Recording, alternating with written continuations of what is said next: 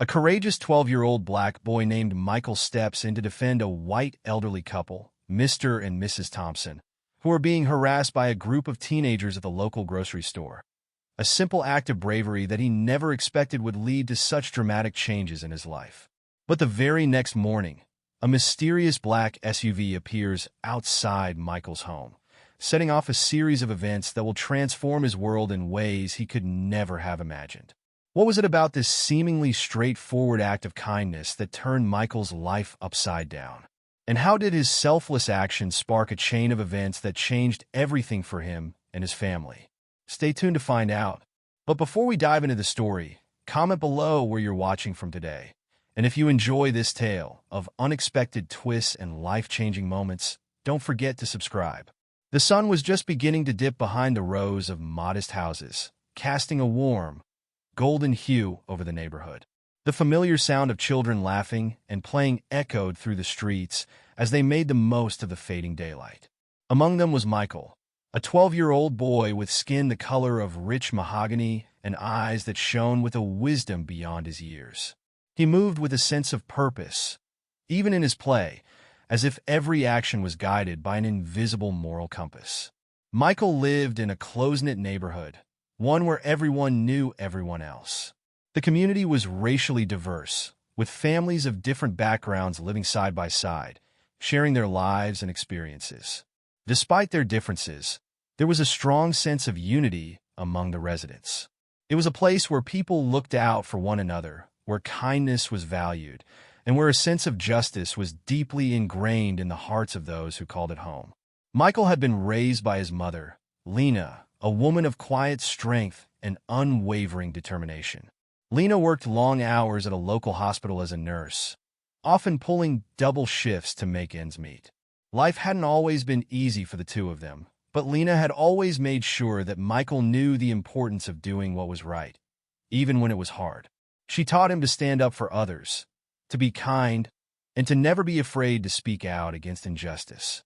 Michael, always remember, Lena would often say as they sat together at their small kitchen table, "It doesn't matter how big or small you are, or where you come from.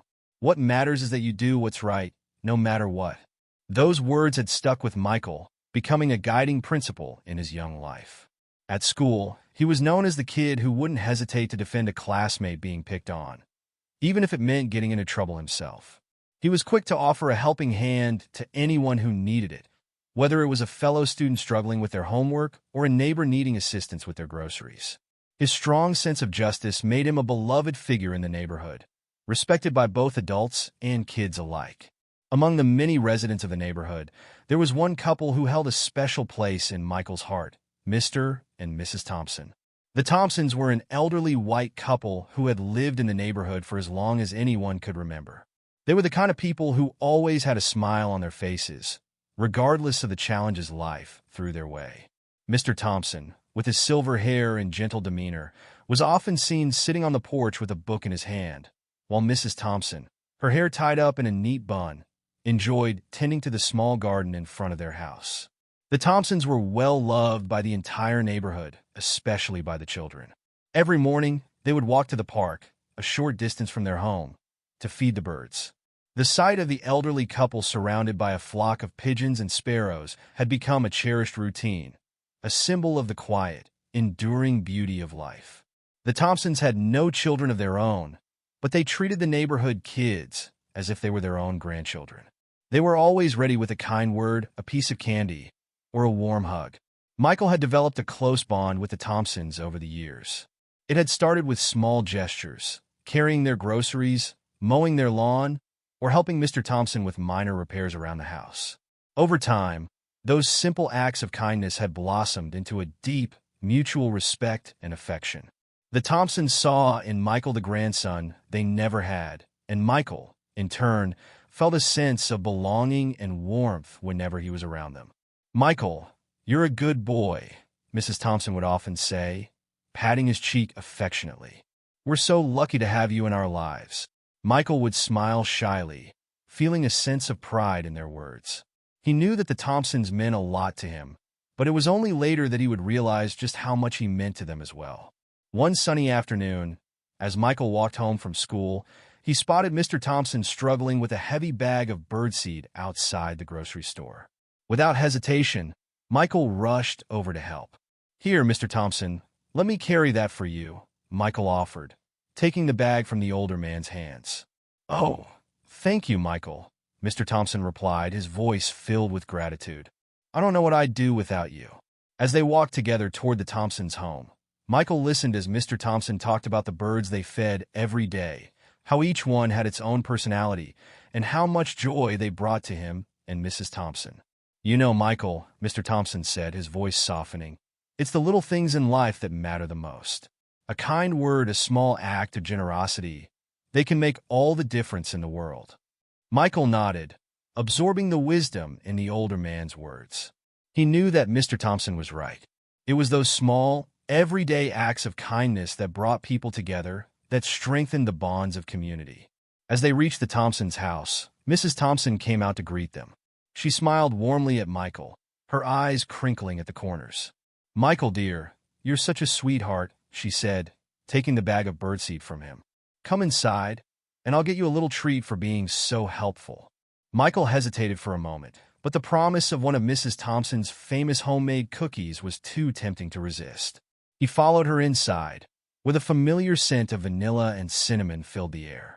The Thompsons' home was cozy and inviting, with soft, worn furniture and walls lined with photographs from their many years together.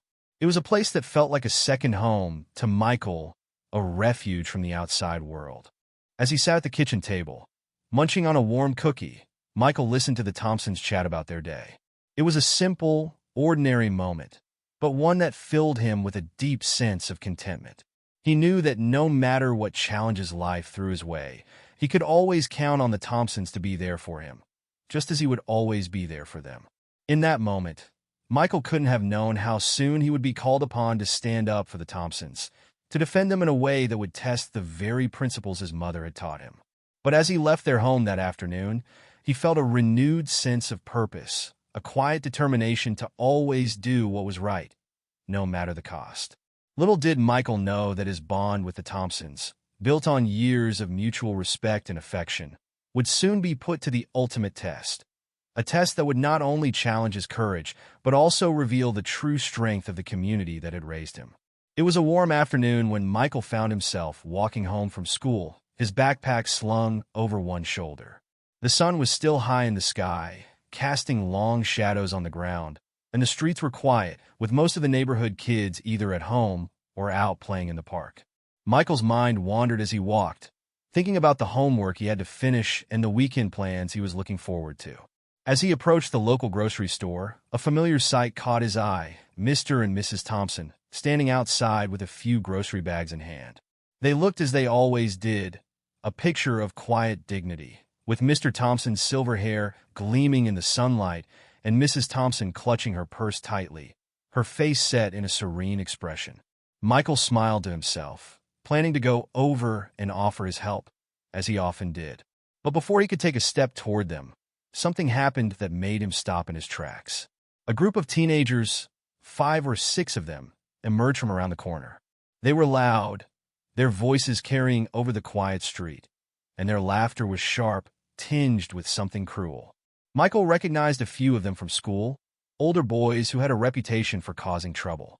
At first, Michael thought they were just passing by, but then he noticed the way their eyes zeroed in on the Thompsons. The boys exchanged looks, smirks spreading across their faces as they began to slow down, circling around the elderly couple like a pack of wolves. "Hey, look at these two," one of the boys sneered, his voice dripping with mockery. "What are you doing out here, Grandpa? Shouldn't you be in a nursing home or something?" The other boys snickered, and Michael felt his stomach twist in anger. He could see the confusion on Mr. Thompson's face, the way Mrs. Thompson's hand tightened on her purse. They were good people, kind people, and they didn't deserve this. They didn't deserve to be treated like they were less than human. Another boy stepped forward, his eyes narrowing as he looked at Mrs. Thompson. "What's in the bag, Granny? Some knitting supplies? Or maybe some dentures?" The group erupted into laughter again, louder this time, as if the joke was the funniest thing they'd ever heard. Michael's hands clenched in a fist at his sides, his heart pounding in his chest.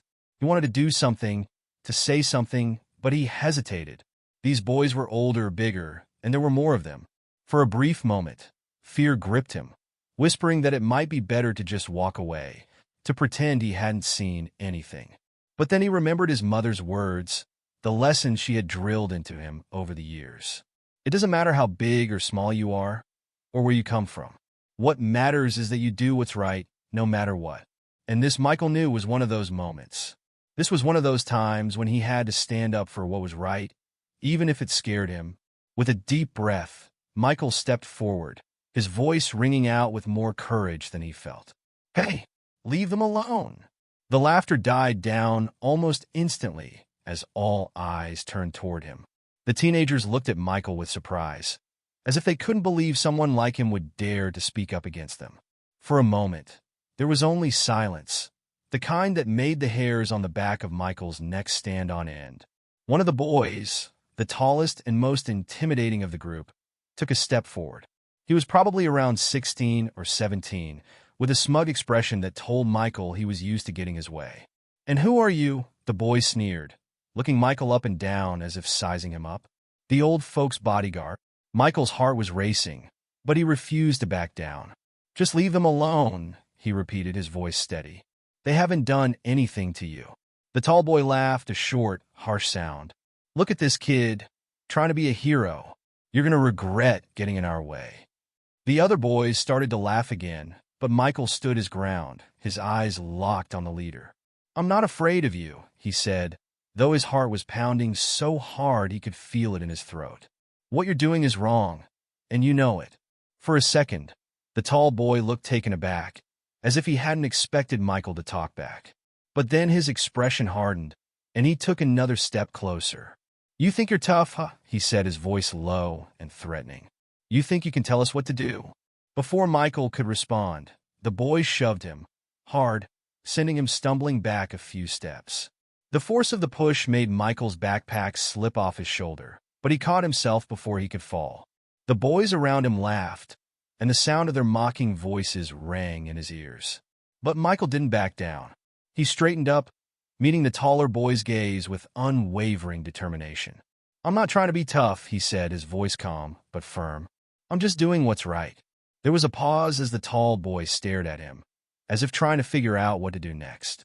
The other boys shifted uneasily, their earlier bravado starting to wane. They hadn't expected this, hadn't expected Michael to stand up to them so fearlessly. And in that moment, Michael could see the doubt flicker in their eyes, could see that they weren't as confident as they wanted to appear. Just as the tension reached its peak, the door of the grocery store swung open, and the store manager stepped outside. He was a stout man in his 40s with a no-nonsense expression that told everyone he wasn't in the mood for any nonsense. "What's going on out here?" he demanded, his eyes narrowing as he took in the scene. The boys immediately straightened up, their bravado evaporating under the manager's stern gaze. The tall boy glanced back at his friends, then at Michael, before finally stepping away from him. "Nothing. We were just leaving," he muttered, though his tone was still defiant. The store manager crossed his arms, clearly not buying it. "You'd better be," he said sharply. "And don't let me catch you harassing anyone around here again, or you'll have to answer to me." Without another word, the boys turned and walked away, their shoulders hunched and their heads down. As they disappeared around the corner, Michael let out a breath he hadn't realized he'd been holding. His hands were still shaking, but he felt a rush of relief wash over him. The store manager turned to Michael, his expression softening. "You okay, kid?" he asked, his voice more gentle now. Michael nodded. "Yeah, I'm fine," he said, though his voice was a little shaky. "Thanks for stepping in." The manager nodded in return. "You're a brave kid," he said, his tone filled with admiration. "Not many people would have stood up to those boys like you did." Michael felt a flush of pride at the manager's words, but he quickly shook it off. "I just didn't want them to hurt Mr. and Mrs. Thompson," he said simply. At the mention of the Thompsons, the manager turned to look at the elderly couple, who had been watching the whole scene unfold in stunned silence. Mrs. Thompson's eyes were wide with fear, and Mr. Thompson had an arm around her, as if trying to shield her from the world. "Are you folks okay?" the manager asked, his voice filled with concern. Mrs. Thompson nodded slowly, her hand clutching her purse even tighter. "Yes, we're fine," she said, though her voice was trembling. "Thanks to Michael." Mr. Thompson gave Michael a grateful look, his eyes filled with a mixture of relief and admiration. "We don't know what we would have done without you, Michael," he said, his voice thick with emotion. "Thank you." Michael shrugged, trying to downplay his actions. "It was nothing," he said, though he knew that wasn't true. "I just didn't want to see you get hurt." Mrs. Thompson stepped forward, her eyes brimming with tears. She reached out and took Michael's hand in hers, squeezing it tightly. "You're a good boy, Michael," she said, her voice quivering. "You have no idea how much it means to us that you stood up for us." Michael could see the genuine gratitude in her eyes, and it made his chest tighten with emotion. "It's okay, Mrs. Thompson," he said softly. "I'm just glad you're both okay." The store manager nodded approvingly, then glanced at the Thompsons' grocery bags. "How about I help you carry those to your car?" he offered. Mr. Thompson smiled gratefully. "Thank you," he said, "but we walked here today. We like to get some exercise when the weather's nice." The manager's eyes softened. "Well, in that case, let me help you carry them home," he said. "It's the least I could do after what happened." Michael quickly stepped in. "I can carry them," he said, eager to help. "It's on my way home anyway." The Thompsons exchanged a look, then nodded. "Thank you, Michael," Mr. Thompson said warmly. "We'd appreciate that." With a nod from the store manager, Michael picked up the grocery bags, surprised by how heavy they were. But he didn't mind. He was glad to be of help, and more importantly, he was glad that the Thompsons were safe. As they walked home together, the Thompsons stayed close to Michael, their steps a little slower than usual, as if they were still shaken by the encounter. Mrs. Thompson kept glancing at Michael, as if reassuring herself that he was really there, that he had really stood up for them. "You're a brave young man, Michael," Mr. Thompson said after a while, breaking the silence. "Not many people would have done what you did today." Michael felt a flush of embarrassment. "I just did what I thought was right," he said quietly. Mrs. Thompson smiled at him, her eyes filled with warmth. "And that's what makes you special," she said softly. "You have a good heart, Michael. Don't ever lose that." Michael didn't know what to say to that, so he just nodded, feeling a mixture of pride and humility. He hadn't done what he did for praise or recognition. He had done it because it was the right thing to do, and that was enough for him. When they finally reached the Thompsons' house, Michael helped them carry the groceries inside, placing the bags on the kitchen counter.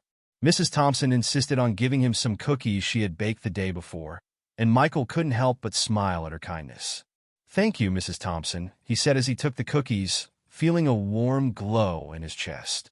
"No, thank you, Michael," she replied, her voice filled with gratitude. "You've done more for us than you can ever know." Michael left their house feeling lighter than he had in a long time. As he walked home, he replayed the events of the day in his mind, still amazed at what had happened. He had stood up to a group of older boys, had defended the Thompsons, and had come out of it stronger. But more than that, he had learned something important, that doing the right thing wasn't always easy, but it was always worth it. And that was a lesson he would carry with him for the rest of his life. That night, as the sun dipped below the horizon and the sky deepened to a dusky purple, Michael sat at the kitchen table, his thoughts still swirling from the events of the day. The house was quiet, save for the soft hum of the refrigerator and the occasional creak of the floorboards. His mother, Lena, was in the next room, finishing up some paperwork for her job, but Michael knew he needed to talk to her about what had happened. After taking a deep breath, he called out, "Mom, can I talk to you about something?" Lena appeared in the doorway a moment later, her expression immediately shifting to one of concern. She had always been perceptive, and she could tell from Michael's tone that something was bothering him. "Of course, sweetheart," she said, moving to sit across from him at the table.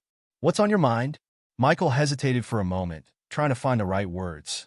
He didn't want to worry her, but he also knew that he couldn't keep this to himself. "Something happened today," he began slowly, his eyes fixed on the wood grain of the table. "At the grocery store with Mr. and Mrs. Thompson." Lena's brow furrowed, and she leaned in slightly. "What do you mean? Are they okay?" "Yeah, they're okay," Michael said quickly, not wanting to alarm her. "But some older boys were harassing them.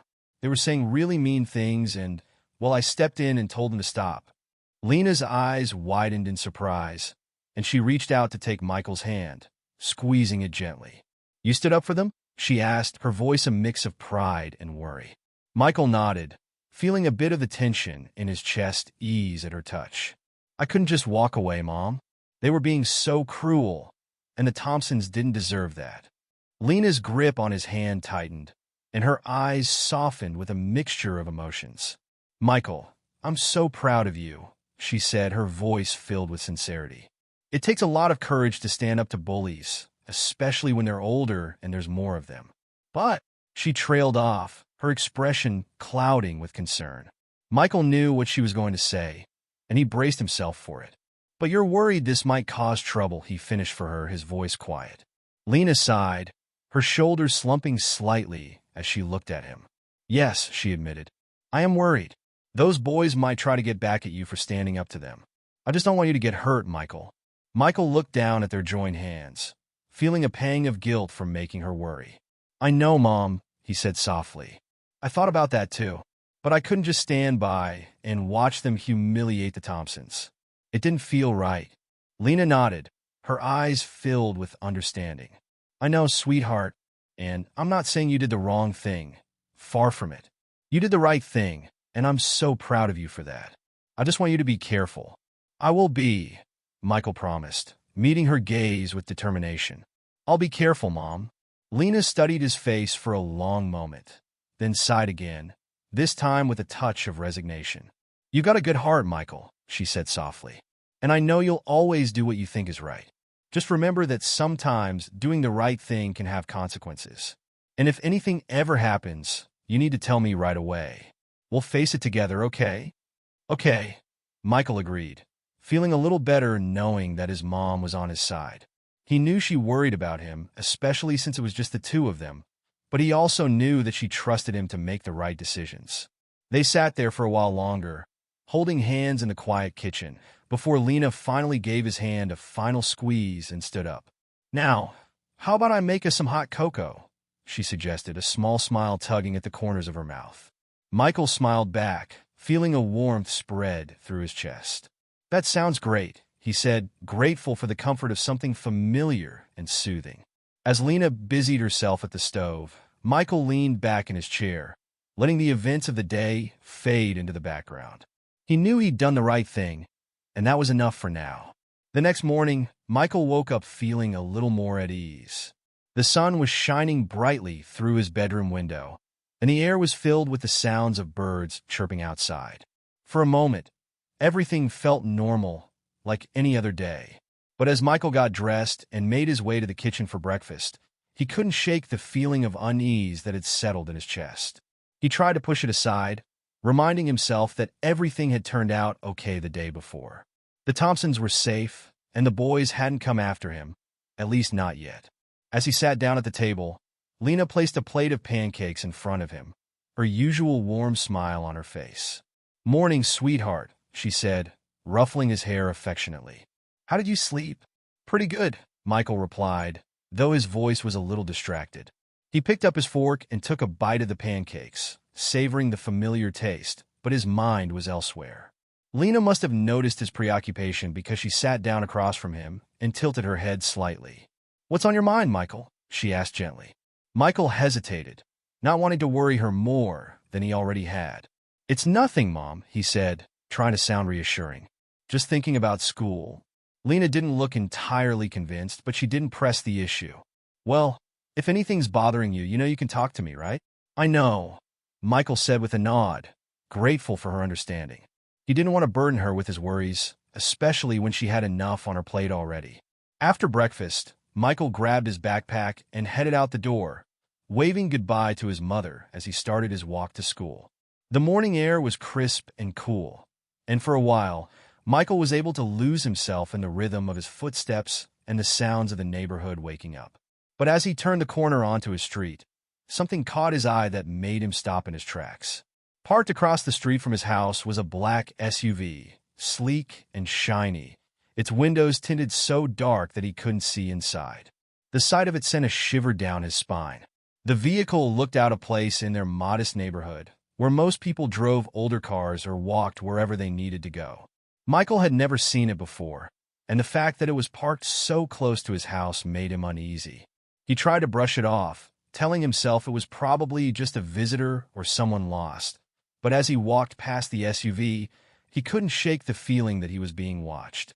His steps quickened, and he kept his head down, resisting the urge to look back over his shoulder.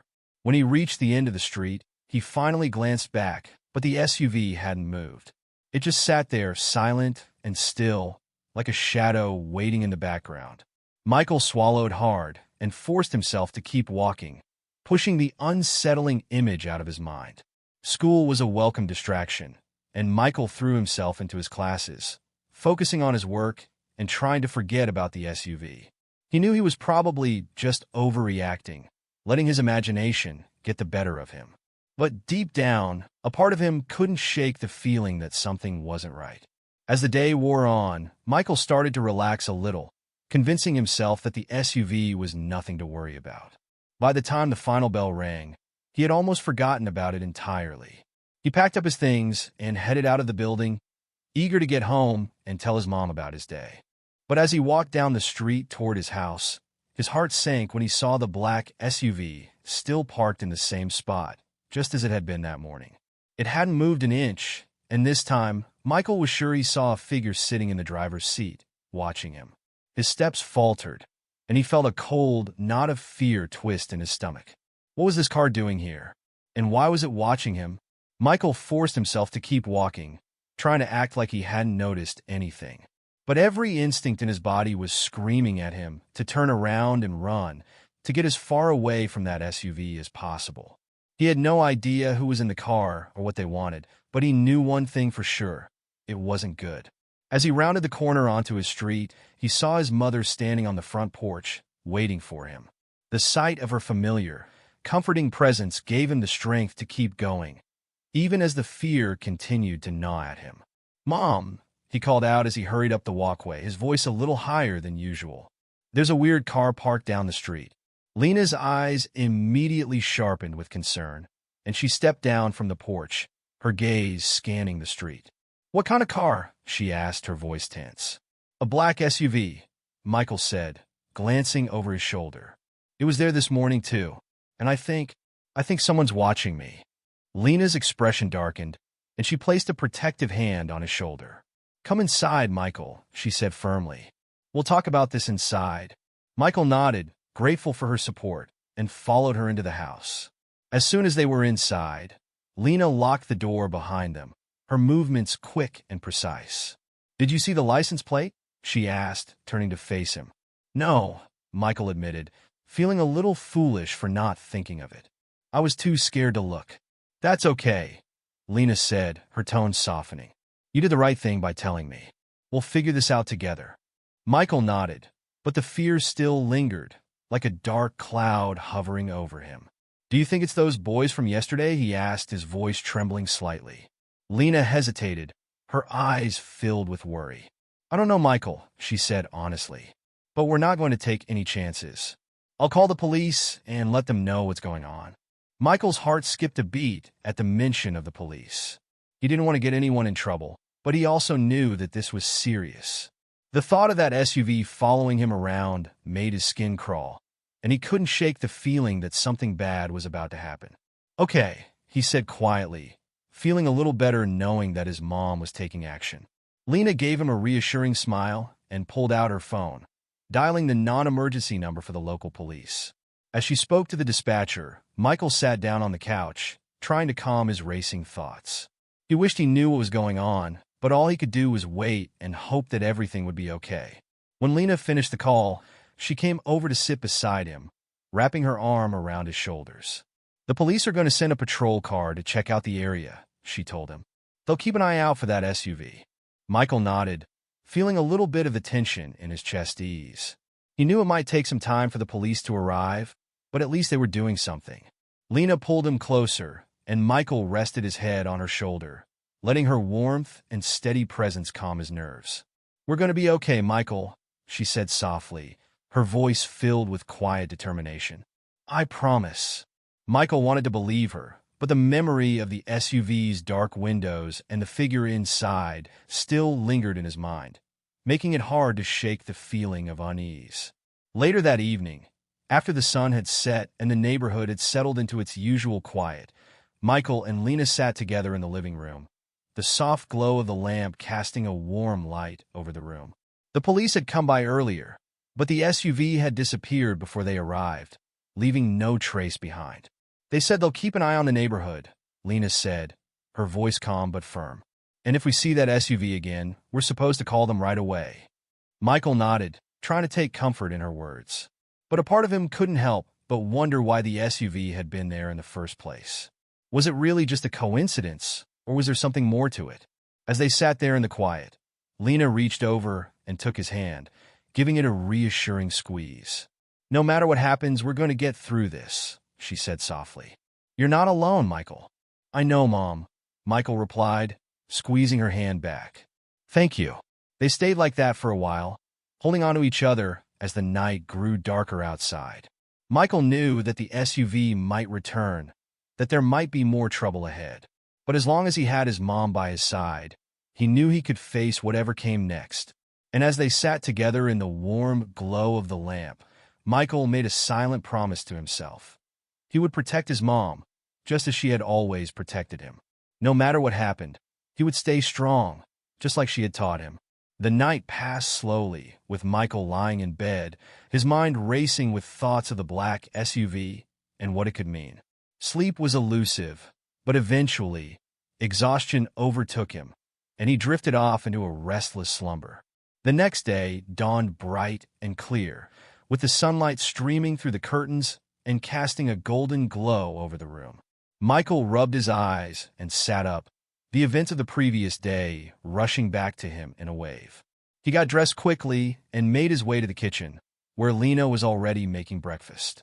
She greeted him with a warm smile, but there was a tension in her eyes that hadn't been there before. "Good morning," she said, placing a plate of eggs and toast in front of him. "How did you sleep?" "Okay, I guess," Michael replied, picking at his food. "I kept thinking about that SUV." Lena sighed and sat down across from him, her expression serious. "I did too," she admitted. "But we can't let it control our lives, Michael. We have to keep going, keep living our lives." Michael nodded, knowing she was right. But the fear still lingered, like a shadow that refused to go away. He knew he couldn't let it take over, but it was hard to ignore. After breakfast, Lena walked him to the door, her hand resting on his shoulder. "Remember, if you see that SUV again, go straight to a safe place and call me or the police, okay?" "Okay, Mom," Michael promised, feeling a little more reassured by her words. As he walked out the door and started down the street, he couldn't help but glance around, looking for any sign of the black SUV. But the street was empty, and the only sounds were the distant chatter of birds and the hum of traffic in the distance. Michael let out a breath he hadn't realized he was holding and continued on his way, trying to push the fear out of his mind. He had to focus on school, on his friends, on living his life. He couldn't let one strange car take that away from him. But as he walked, he couldn't help but feel like something was watching him, just out of sight. And no matter how hard he tried to ignore it, the feeling wouldn't go away. The morning started like any other. The sun was shining, and birds chirped outside, filling the air with a sense of normalcy that Michael desperately needed. He had spent the night tossing and turning, his mind racing with thoughts of the black SUV. But as he got ready for school, he forced himself to focus on the day ahead, hoping that yesterday's encounter was just a one-time thing. Lena walked with him to the door, as she had done every day since the SUV first appeared. She placed a gentle hand on his shoulder and smiled, though Michael could see the worry in her eyes. "Remember what I said, Michael. If you see that SUV again, don't hesitate. Find a safe place and call me or the police." "I will, Mom," Michael promised, trying to sound braver than he felt. He didn't want her to worry more than she already was. Lena pulled him into a quick hug before he left, her embrace warm and comforting. "Have a good day at school, sweetheart. I'll be thinking of you." "Thanks, Mom," Michael said, hugging her back. "I'll be okay." He stepped outside and started down the street, his heart pounding a little faster than usual. His eyes scanned the neighborhood, looking for any sign of the black SUV, but everything seemed peaceful. The fear from the day before still lingered in the back of his mind, but he pushed it aside, determined to get through the day without letting it consume him. School passed in a blur of classes and conversations, but Michael found it hard to concentrate. He kept thinking about the SUV, wondering who was in it and why they were watching him. By the time the final bell rang, he was eager to get home, but a sense of unease still weighed on him. As he walked home, the streets were quiet, with only a few cars passing by. The closer he got to his house, the more anxious he became. He couldn't shake the feeling that something was about to happen. And then he saw it. The black SUV was back, parked in the same spot as before, just down the street from his house. Michael's heart skipped a beat, and he froze, his breath catching in his throat. He knew he should turn around and find a safe place, just like his mom had told him, but his feet refused to move. He was rooted to the spot, staring at the vehicle as a cold, knot of fear twisted in his stomach. The SUV's engine rumbled softly, and for a moment, Michael thought about running. But before he could make a decision, the SUV began to move. It pulled away from the curb and slowly drove toward him, the tires crunching on the pavement. Michael's pulse quickened, and he took a small step back, ready to bolt if he had to. But the SUV didn't speed up. Instead, it came to a gentle stop right in front of his house. The driver's door opened, and Michael's heart pounded in his chest as two men stepped out. They were both well-dressed, wearing dark suits that contrasted sharply with the casual surroundings of the neighborhood. The first man was tall, with a friendly smile and neatly combed hair. The second man was shorter, with glasses perched on his nose and a briefcase in hand. "Hello there," the taller man called out, his voice warm and reassuring. "You must be Michael." Michael hesitated, unsure whether to respond. His mother's warnings echoed in his mind, but something about the men's demeanor made him pause. They didn't seem threatening, and their smiles were genuine. "Yes, I'm Michael," he replied cautiously, keeping his distance. "Who are you?" The shorter man stepped forward, extending a hand. "My name is Mr. Roberts, and this is Mr. Johnson. We're representatives from a local community organization that assists elderly residents. We've been looking forward to meeting you." Michael eyed the outstretched hand before shaking it reluctantly. "Why were you looking for me?" Mr. Johnson's smile widened, and he reached into his jacket pocket, pulling out a folded piece of paper. "We heard about what you did for the Thompsons," he said, his tone filled with admiration. "Standing up for them like that took a lot of courage. We wanted to thank you personally for your bravery." Michael blinked, taken aback by the man's words. He had expected trouble, not praise. "You did?" "Absolutely," Mr. Roberts chimed in, his eyes shining with genuine appreciation. "It's not every day that we see such a young person stand up for what's right, especially in the face of adversity. The Thompsons are beloved members of our community, and what you didn't go unnoticed." Michael felt a mixture of relief and confusion. He had been so focused on the fear that he hadn't considered the possibility that his actions might be seen in a positive light. "I just did what I thought was right," he mumbled, feeling a little embarrassed by the attention. "And that's exactly why we're here," Mr. Johnson said, unfolding the paper in his hand. "We want to present you with a letter of commendation from our organization. It's a small token of our appreciation for your bravery." He handed the letter to Michael, who accepted it with trembling hands. The paper was thick and embossed with the logo of the organization. The words "Letter of Commendation" printed in elegant script at the top. Michael scanned the letter quickly, his eyes widening as he read the words of praise written in his honor. "This is wow," Michael said, feeling a flush of pride rise in his cheeks. "Thank you. You've earned it," Mr. Roberts said, clapping him gently on the shoulder. "But that's not all. We'd also like to invite you and your mother to a special community event next week. You'll be honored in front of the entire community for what you did." Michael's eyes widened further. "Honored? At an event?" "Yes," Mr. Johnson confirmed, smiling warmly. "It's our way of showing how much we value acts of kindness and bravery in our community. We believe you deserve to be recognized for what you did." Michael felt a mixture of excitement and nerves. The idea of being honored in front of everyone was both thrilling and daunting. I don't know what to say." "You don't have to say anything," Mr. Roberts said with a chuckle. "Just keep being the good person you are." As the men smiled at him, a thought crossed Michael's mind. and he hesitated before speaking. There's one thing I don't understand, he began, glancing between the two men. Why were you in that SUV? It kind of scared me. The men exchanged a quick glance, and Mr. Johnson cleared his throat. We apologize for that, Michael. It was never our intention to make you feel uncomfortable. We were simply waiting for the right moment to approach you. We wanted to make sure we caught you at home so we could speak with you directly. We understand how it might have looked, Mr. Roberts added, his expression sincere. But please know that our intentions were only good. We didn't mean to cause you any worry. Michael nodded slowly, feeling a bit more at ease. The explanation made sense, and the men seemed genuinely sorry for the misunderstanding. It's okay, he said, feeling a wave of relief wash over him. I just wasn't sure what to think, but I'm glad it was for something good. We're glad too, Mr. Johnson said, his smile returning. Now, before we go, there's one more thing we'd like to offer. Michael looked at them curiously as Mr. Roberts opened a briefcase he was carrying. From inside, he pulled out a neatly wrapped package and handed it to Michael. This is a small gift from our organization to you and your mother. It's nothing extravagant, but we hope it will be of help. Michael took the package, surprised by its weight. Thank you, but what is it? Open it when you're with your mother, Mr. Johnson suggested. We think it will be more meaningful that way. Michael nodded, his curiosity piqued. I will. With everything said, the two men stepped back, preparing to leave. We'll be in touch about the details of the event, Mr. Roberts said as they moved toward the SUV. We're looking forward to seeing you there, Michael. Thank you, Michael repeated, watching as the men got into the SUV. I'll be there.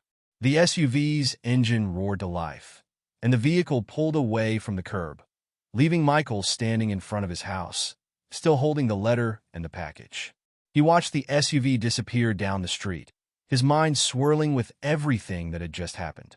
It all felt surreal, like a dream he might wake up from at any moment. Michael's thoughts were interrupted by the sound of the front door opening. He turned to see his mother, Lena, standing in the doorway, her face filled with concern. Michael? What's going on? Who were those men? Michael walked over to her, holding up the letter. Mom, you're not going to believe this. Lena took the letter from him, her eyes scanning the words quickly. As she read, her expression shifted from worry to surprise, and then to pride. Michael, this is incredible. They're honoring you for what you did for the Thompsons? Yeah, Michael said, feeling a bit overwhelmed. And they gave us this too. He handed her the package, and Lena took it, her eyes widening as she felt its weight. What's inside? She asked, turning the package over in her hands. They said to open it together, Michael explained, his voice filled with anticipation. Let's see what it is. Lena led him inside, and they sat down at the kitchen table. With careful hands, she unwrapped the package, revealing a wooden box with a simple, elegant design. She lifted the lid, and both of them gasped at what they saw inside. The box contained a collection of grocery gift cards, each one labeled with a different store's name. There was also an envelope with cash and a note that read, "For any financial needs you might have. Thank you for raising such a remarkable young man." Tears welled up in Lena's eyes as she looked at the contents of the box. Michael, this is amazing. We can finally get ahead on our bills, and we won't have to worry about groceries for months. Michael was equally stunned, his heart swelling with gratitude. I didn't expect any of this, Mom. I just wanted to help the Thompsons. And that's why this happened, Lena said, pulling him into a tight hug. You did something brave and kind, and now people are recognizing that. I'm so proud of you, Michael. Michael hugged her back, feeling the weight of the moment sink in. All the fear and uncertainty he'd felt over the past few days melted away, replaced by a deep sense of fulfillment. He had done the right thing, and now, not only were the Thompsons safe, but he and his mother were being supported by their community. They spent the rest of the evening talking about the upcoming event, imagining what it would be like to be honored in front of everyone. Lena couldn't stop smiling, and neither could Michael. For the first time in a long while, they felt a sense of security and hope for the future. As the night grew late, Michael lay in bed, staring up at the ceiling. He couldn't stop thinking about everything that had happened. The encounter at the grocery store, the fear of the SUV, and then the unexpected visit that had turned everything around. It was a whirlwind of emotions, but in the end it all led to something good. Michael smiled to himself, feeling a sense of peace. He knew that standing up for the Thompsons had been the right thing to do, but he never imagined it would lead to this. It was a lesson he would carry with him for the rest of his life. Doing the right thing wasn't always easy, but it was always worth it. As he drifted off to sleep, his thoughts were filled with dreams of the upcoming event and the possibilities that lay ahead. The fear was gone, replaced by a quiet confidence in who he was and the choices he had made. And as he closed his eyes, Michael knew one thing for sure. This was just the beginning of something great. The days leading up to the community event passed in a blur of excitement and anticipation for Michael and Lena. The fear that had gripped them just a week ago seemed like a distant memory now, replaced by a sense of joy and purpose. Every morning, Michael woke up with a smile on his face, eager to face the day ahead. On the day of the event, Michael stood in front of the mirror, adjusting the collar of his best shirt. It was a crisp white button-down that Lena had bought him for special occasions, and today certainly qualified. He smoothed down his hair, trying to tame the unruly curls that seemed to have a mind of their own. "Michael," Lena's voice called from downstairs. "Are you ready? We don't want to be late." "Coming, Mom," Michael replied, taking one last look at his reflection. He took a deep breath, steadying his nerves. This was it. Today, he would be recognized in front of the entire community for what he had done. As he made his way downstairs, he found Lena waiting by the door. She was dressed in a simple but elegant blue dress, her hair neatly styled. When she saw Michael, her eyes lit up with pride. "Oh, Michael," she said, her voice thick with emotion. "You look so handsome. I can't believe how grown-up you've become." Michael felt a flush of embarrassment at her words, but he couldn't help smiling. "Thanks, Mom. You look great, too." Lena reached out and straightened his collar, her touch gentle and reassuring. "Are you nervous?" she asked, studying his face. Michael nodded, not bothering to hide his anxiety. "A little," he admitted. "I've never been in front of so many people before." Lena smiled warmly, placing her hands on his shoulders. "You'll do great," she assured him. "Just remember, everyone there is proud of you. They're there to celebrate what you did, not to judge you." Her words helped ease some of the tension in Michael's chest, and he nodded gratefully. "Thanks, Mom. I'm ready." They left the house together, walking hand in hand down the street. The community center where the event was being held was only a few blocks away, and they had decided to walk rather than drive. As they made their way through the neighborhood, Michael noticed how different everything felt. The streets that had seemed so threatening just a week ago now felt warm and welcoming. As they approached the community center, they could see a crowd gathering outside. Colorful banners hung from the building, proclaiming Community Heroes Celebration in bold letters. The sight made Michael's heart skip a beat, a mixture of excitement and nervousness coursing through him. Mr. Johnson and Mr. Roberts were waiting at the entrance, greeting people as they arrived. When they spotted Michael and Lena, their faces lit up with warm smiles. "Michael, Mrs. Thompson," Mr. Johnson called out, waving them over. "We're so glad you could make it. How are you feeling, Michael?" "A little nervous," Michael admitted, his voice slightly shaky. "But excited too." Mr. Roberts chuckled, clapping him gently on the shoulder. "That's perfectly normal," he said reassuringly. "But don't worry. Everyone here is rooting for you." They led Michael and Lena into the building, where the main hall had been transformed into a grand celebration space. Tables were set up around the edges of the room, laden with food and drinks. At the far end, a stage had been erected, complete with a podium and a large screen behind it.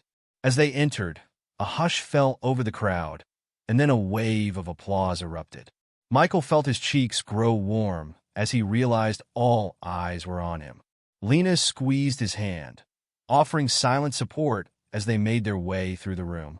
Familiar faces beamed at them from all sides. There were Michael's teachers, looking proud and pleased.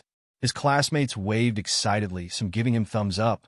Even the local shopkeepers he saw every day were there, nodding approvingly as he passed. But the sight that truly warmed Michael's heart was Mr. and Mrs. Thompson. The elderly couple stood near the front of the room, their faces wreathed in smiles. When they saw Michael, Mrs. Thompson's eyes filled with tears, and Mr. Thompson's chest swelled with pride.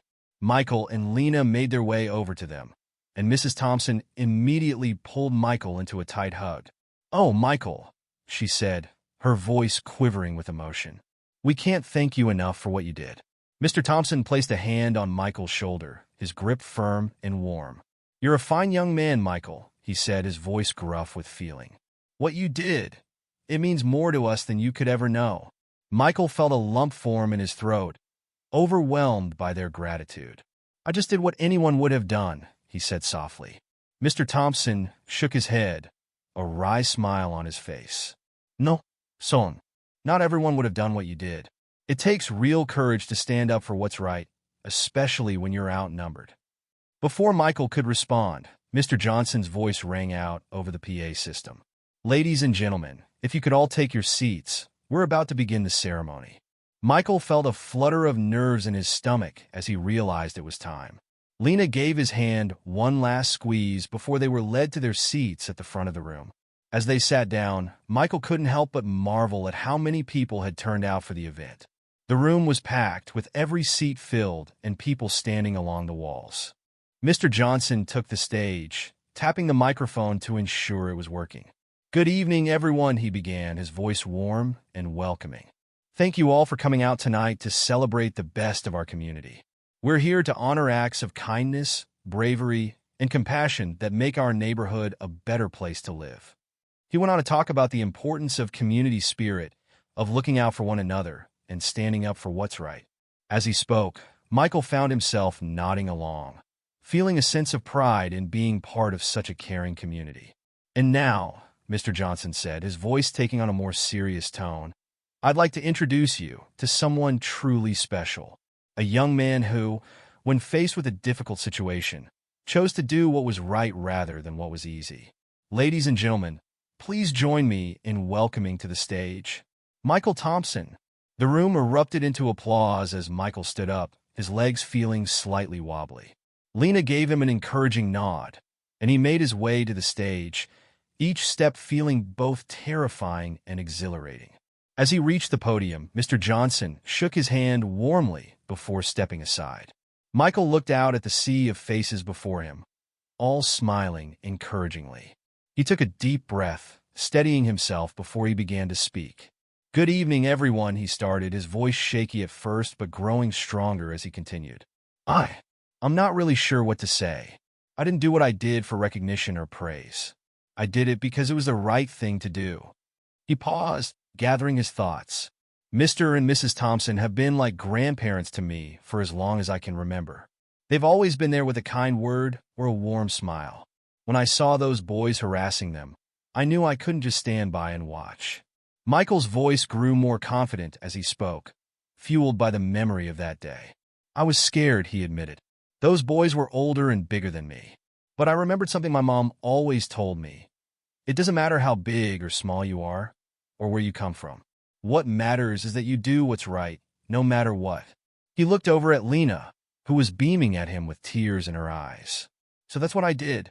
I stood up to those boys, not because I thought I could win a fight, but because I knew it was the right thing to do. And you know what? They backed down. Not because I was stronger or tougher, but because deep down, they knew what they were doing was wrong." Michael took another deep breath before continuing. "I didn't expect any of this," he said, gesturing to the room around him. "I didn't do it for a reward or for recognition. But standing here now, seeing all of you, I realized something important. What happened that day wasn't just about me standing up to some bullies. It was about our community coming together to say that we won't tolerate cruelty or injustice." He looked out at the crowd, making eye contact with as many people as he could. "Every one of you here tonight, you're all heroes too. Because by being here, by supporting this event, you're showing that you care. You're showing that in our community, kindness matters. Compassion matters. Doing the right thing matters." Michael's voice grew stronger, filled with passion and conviction. "So, I want to challenge all of you. The next time you see someone in need, don't look away. Don't pretend it's not your problem. Stand up. Speak out. Do what's right. Because that's what being a community is all about. It's about looking out for each other, protecting each other and making sure that everyone feels safe and valued. He paused, feeling the weight of his words settle over the room. "Thank you all for this honor," he said softly. "But the real honor is being part of a community that cares so much. Thank you." As Michael finished speaking, there was a moment of stunned silence. Then, as if a dam had broken, the room erupted into thunderous applause. People rose to their feet, clapping and cheering. Michael felt overwhelmed by the response, his heart pounding in his chest. Mr. Johnson returned to the stage, shaking Michael's hand vigorously. "Thank you, Michael," he said, his voice thick with emotion. "I don't think any of us could have said it better." As Michael made his way back to his seat, he was stopped by countless people wanting to shake his hand or pat him on the back. By the time he reached Lena, he felt dazed, as if he were in a dream. Lena pulled him into a tight hug, tears streaming down her face. "I'm so proud of you," she whispered fiercely. So proud." The rest of the evening passed in a blur of congratulations and well wishes. People Michael had never met before came up to him, telling him how moved they were by his words and his actions. Teachers praised his maturity and bravery. Even some of his classmates, who had never paid him much attention before, approached him with newfound respect in their eyes. As the night wore on, Michael found himself back with Mr. and Mrs. Thompson. The elderly couple had been quiet throughout the ceremony, but now Mrs. Thompson took Michael's hands in hers, her eyes shining with unshed tears. "Michael," she said softly, "what you did for us, it means more than you could ever know. But hearing you speak tonight, seeing how you've inspired so many people, that's a gift beyond measure." Mr. Thompson nodded in agreement, his usually gruff demeanor softened by emotion. "You've done more than just help two old folks," he said. "You've reminded this whole community what it means to be good neighbors, to be decent human beings. That's something special, son." Michael felt a lump form in his throat, overwhelmed by their words. "I just did what you taught me," he said quietly. "You've always been so kind to me, to everyone. I just wanted to repay some of that kindness." Mrs. Thompson smiled, reaching up to cup Michael's cheek in her hand. "And you have, dear. You've repaid it 1,000 times over." As the evening drew to a close, Michael found himself standing outside the community center with Lena, watching as people slowly filtered out into the night.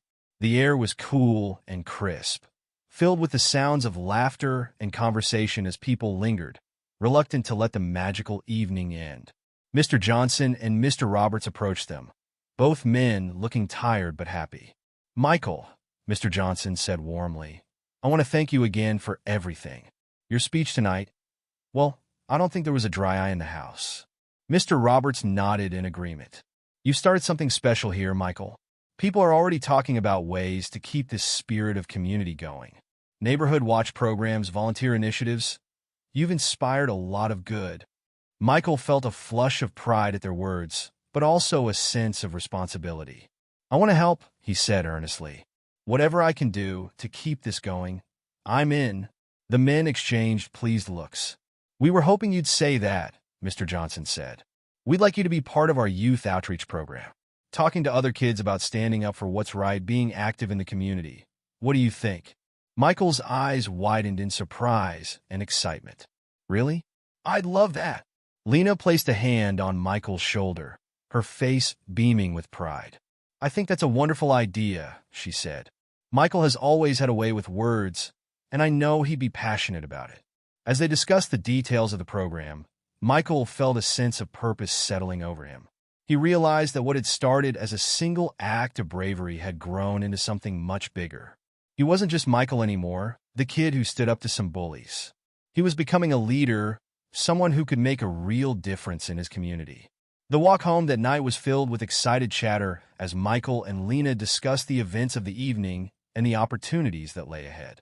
The streets that had once seemed threatening now felt like an extension of home, filled with the warmth and support of their community. As they reached their front door, Lena paused, turning to face Michael. In the soft glow of the porch light, he could see the pride and love shining in her eyes. "Michael," she said softly, "I want you to know something. I've always been proud of you, every single day. But tonight, Tonight you showed everyone else what I've always known. You're not just my son. You're a beacon of hope, a force for good in this world." Michael felt his eyes well up with tears, overwhelmed by her words. "I couldn't have done any of it without you, Mom," he said, his voice thick with emotion. "Everything I am, everything I do, it's because of you." Lena pulled him into a tight hug, and for a long moment, they stood there on the porch, holding each other close. When they finally pulled apart, both of their faces were wet with tears, but they were smiling. As they entered the house, Michael felt a profound sense of change. The world outside seemed bigger now, full of possibilities he had never considered before. But at the same time, his connection to his home, his mother, and his community felt stronger than ever. That night, as Michael lay in bed, his mind replayed the events of the evening. He thought about the faces in the crowd, the words of encouragement, the promises of future projects. But most of all, he thought about the lesson he had learned, the lesson he hoped to share with others. That one person, no matter how young or small, could make a difference. That standing up for what's right, even when it's scary, was always worth it. As he drifted off to sleep, Michael felt a sense of peace and purpose wash over him. He knew that tomorrow would bring new challenges, new opportunities to make a difference. But he was ready for them, because now he knew, without a doubt, that he was part of something bigger than himself. He was part of a community that cared, a community that stood together against injustice and cruelty. And as long as he held on to that knowledge, as long as he remembered the lessons he had learned and the support he had received, Michael knew he could face anything that came his way. He was no longer just a boy who had done a brave thing. He was a symbol of hope, a reminder of the power of kindness and courage. With that thought warming his heart, Michael closed his eyes and fell into a deep, peaceful sleep, ready to face whatever adventures tomorrow might bring. The weeks following the community celebration were a whirlwind of activity for Michael. True to their word, Mr. Johnson and Mr. Roberts had quickly integrated him into their youth outreach program. Every Tuesday and Thursday after school, Michael found himself at the community center, speaking to groups of kids about the importance of standing up for what's right and being active members of their community. At first, Michael had been nervous about speaking in front of groups, but he soon discovered that he had a natural talent for connecting with other kids. He shared his story openly, not just the triumphant parts, but the scary moments too. He talked about how afraid he had been when he first confronted the bullies, and how that fear had almost stopped him from acting. "But you know what?" he would say, looking out at the sea of young faces. "Being brave doesn't mean you're not scared. It means you do the right thing even when you are scared." The impact of his words was immediate and profound. Kids who had been silent and withdrawn at the beginning of his talks would approach him afterward, eyes shining with newfound determination. They shared their own stories of times they had seen injustice, but been too afraid to act. Michael listened to each one, offering encouragement and advice. One day, after a particularly emotional session where a young girl had tearfully confessed to witnessing bullying but being too scared to intervene, Michael had an idea. He approached Mr. Johnson with a proposal for a peer support group, where kids could come together to discuss their experiences and brainstorm ways to make their school and neighborhood safer and more inclusive. Mr. Johnson was thrilled with the idea. "Michael," he said, clapping him on the shoulder, "you continue to amaze me. Let's make it happen." Within weeks, the Young Champions group was up and running. Michael led the meetings, but he made sure everyone had a chance to speak and contribute. They discussed everything from bullying prevention to community service projects. The group quickly became popular, with new members joining every week. At home, Lena watched her son's transformation with a mixture of pride and amazement. The shy, sometimes hesitant boy was blossoming into a confident young leader. She often found herself blinking back tears as she watched him pore over plans for the next Young Champions meeting or practice his speeches in front of the mirror. "You know," she said one evening as they sat at the kitchen table, Michael's notebook spread out before him, "your father would be so proud of you." Michael looked up surprised. Lena rarely spoke about his father, who had passed away when Michael was just a baby. "Really?" he asked, his voice soft. Lena nodded, reaching out to squeeze his hand. "He always believed in standing up for what's right, just like you. He would have loved seeing you like this, making such a difference in people's lives." Michael felt a warmth spread through his chest at her words. He had always wondered about his father, and knowing that he would have approved of Michael's actions meant more than he could express. As the weeks turned into months, Michael's influence continued to grow. The Young Champions group expanded to other schools in the district. Michael was invited to speak at assemblies and community events. He even had a meeting with the mayor, who wanted to hear his ideas on youth engagement in local governance. But despite all the attention and accolades, Michael never forgot where it all started.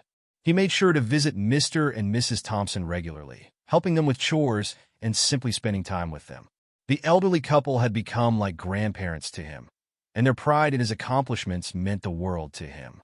One crisp autumn afternoon, as Michael was raking leaves in the Thompsons' yard, Mr. Thompson came out to join him. The old man moved slowly, leaning heavily on his cane, but his eyes were bright as he watched Michael work. "You know, son," he said, his voice gruff with emotion, "what you did that day, it didn't just help us. It changed this whole community." Michael paused in his raking, looking up at Mr. Thompson. "I just did what anyone would have done," he said, echoing the words he'd spoken so many times before. Mr. Thompson shook his head, a wry smile on his face. "No, Michael, not everyone would have done what you did. It takes a special kind of courage to stand up when everyone else is looking away." He gestured towards the street, where neighbors were out walking their dogs or chatting on porches. "Look around you. People are friendlier now. They look out for each other more. And it all started with you." Michael felt a lump form in his throat as he took in Mr. Thompson's words.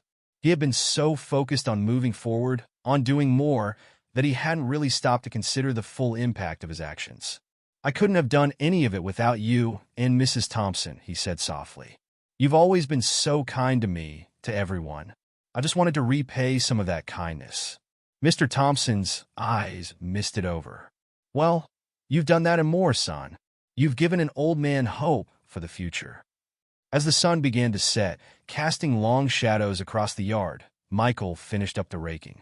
Mrs. Thompson came out with a tray of lemonade and cookies, insisting that Michael take a break before heading home.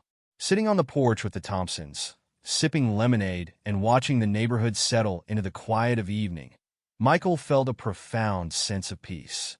He thought about how far he'd come since that day at the grocery store, how much his life had changed. But more than that, he thought about how much work there was still to do. There were still injustices to fight, still people who needed help and protection. The Young Champions group was growing, but there were always new challenges to face. As he said goodbye to the Thompsons and started his walk home, Michael's mind was already racing with new ideas. Maybe they could organize a community cleanup day or start a tutoring program for younger kids. The possibilities seemed endless.